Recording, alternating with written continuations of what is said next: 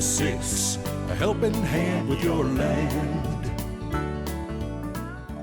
Neil from Essex here today to answer another viewer question. This one from John Bradley regarding a growing application that he has for his tractor. If you'd like to ask me a question like this, shoot a little video clip, email it over to youtube@messex.com. See what I can do for you. Good afternoon, Neil. It's John here, your almost next door neighbor from just down the road in Oxford, Pennsylvania. And I'm taking you up on your invitation to send in a video and give you a little backstory here. So you're looking at my Kubota BX23, which I bought about 15 years ago, a little bit more than that maybe. It has a little over 1,200 hours on it. I bought it with the backhoe and the front end loader, as well as a ballast box, which will kind of take you quickly into my little barn here and show you that. There's our loader. There is the backhoe. And there's the ballast box. So here's the thing. I've absolutely loved this tractor. It has done pretty much everything that I could ask a machine of this size to do on my 10-acre property. I've cut a lot of grass with it. I have dug holes with the backhoe, although haven't used the backhoe anywhere near as much as I thought I would. I just used the backhoe a couple weeks ago for the first time in probably 5 years. So the backhoe has little to no usage on it. The loader I've been using more and more frequently, and that's where I'm running into some issues. Obviously, the lift capacity with the loader bucket is going to be my biggest issue with this machine. So I don't know if hopefully you'll be able to see this, but one of the things that I've gotten into within the last couple years is collecting logs from the property here as I cut down trees. And these are all hardwood logs here. This is a mix of maple and black walnut. These logs are fairly substantial size. Some of these are almost 2 feet, 2.5 feet in diameter. You can see I've got them kind of scattered around here. And I'm going to be getting a sawmill shortly. I currently have been milling these logs on the ground with a chainsaw mill, but I want to move ahead a little bit and try to up my game to a sawmill, which is going to require that I be able to lift these logs up onto the sawmill. Logs will be anywhere from probably 1,000 to 2,500 pounds, give or take, and obviously way beyond the lift capacity of this machine. I am thinking about looking at a tractor primarily for the purpose of lifting the logs, using the loader for material, stone, dirt, and then also the only thing I'm really going to be running consistently off the back of the tractor at the PTO is a wood chipper, which I have, and the chipper is set up to run off of anywhere from a 20 to 30 horsepower machine. It'll work just fine for my needs. So I really don't need a tractor with a ton of horsepower. I'm going to be getting a zero-turn mower, so I will not need a belly mower to cut the grass. So I'm sort of betwixt and between. I've looked at the L series, I've looked at the 2501. I'd like to have something with a little bit more lift capacity than that, but I really don't need the huge horsepower, as you've talked about many times so well in your videos. So I'm going down that road, but I'm also thinking, well, maybe I keep the BX23 and maybe I get a skid steer. And that, Kubota obviously offers a number of options there. So I just don't really know which way to go. You've given me some great information. I've done a lot of research on my own, but at some point I'm going to have to listen to somebody with a lot more experience and who's a professional in this. So I'd love to hear your thoughts on your opinions about where I should be looking right now to accomplish these goals, mainly lift capacity in a loader, or should I be looking at a skid steer and stick with this machine, because this machine pretty much does everything I need it to do other than lift heavy logs on and off a sawmill. Neil, thanks a lot. Love your videos, love the channel, and hope to be up and see you soon. Thanks a lot. So a couple things here that impress me about what John has sent in here are that he very clearly has a pretty good comfort level with equipment. He's got a good selection of stuff there in his garage.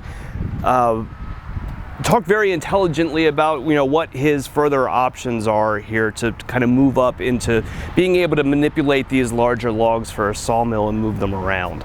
A lot of things here that I like. So for one, love your application. Your property looks beautiful. I love the work that you're doing. It's something that I've been toying around with getting into myself, although on a much smaller scale with the sliding chainsaw type thing. I love this kind of stuff and I enjoy doing these kinds of projects myself. From the tractor side of things, so when we get into needing to move and manipulate logs like this, it does take a certain amount of machine to be able to do that well. And the smallest one that I would probably want to recommend would be either a B series or a standard L, one of the two.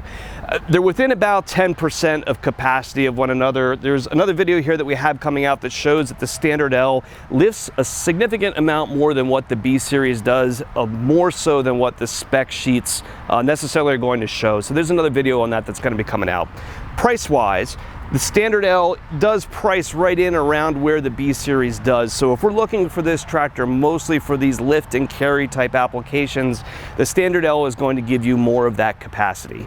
By and large, when you look at tractors like this for this simple get a hold of a log and move it type thing, you're going to be able to lift a lot more than what the spec sheets are going to lead you to believe. So in a tractor like a standard L that's going to lift around 1,100 pounds or so, kind of at full height in the bucket, when you're down at these low lift and carry heights and you're using a grapple to get that log weight really close to the machine, and you're at a low height where you can kind of get it up and then use the rollback of the tractor to bring it up into the machine, you can lift something that's way beyond the capacity of what those spec sheets are going to lead you to believe. So generally my feeling is that a tractor like this is probably going to lift and manipulate a lot more than what you expect. But like you led into here, there is another option you might want to consider.